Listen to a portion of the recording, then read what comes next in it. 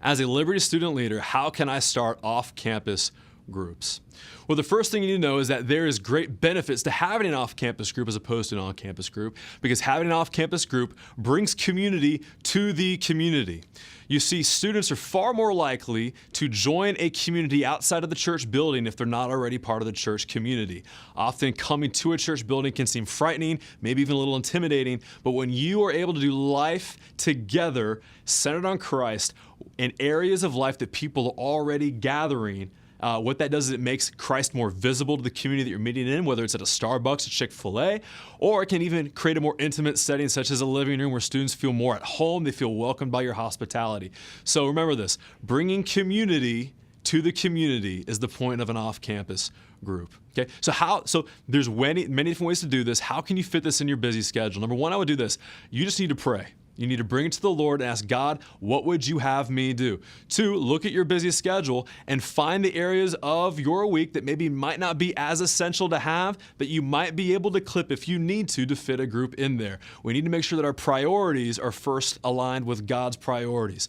So if God's calling you to lead an off-campus group, is there something that could go to provide for something better?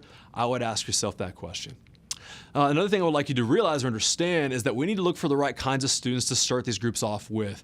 The three characteristics we look for is faithful, available, and teachable. These are the kinds of students who will help you form the core of your off-campus group from which you can invite others into your community. When they're faithful, available, and teachable, meaning this, they show up, they're faithful to show up, they're available to be there, and they will receive instruction that'll become a healthy foundation for future community. So some ways you can start some off-campus groups is first, I would talk to your student pastor about any students who've expressed interest.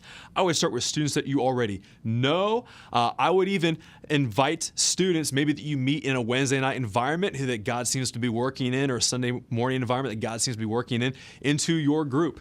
Remember that off-campus groups are based off of where it's going to happen, when it's going to happen, and who's going to be there, okay?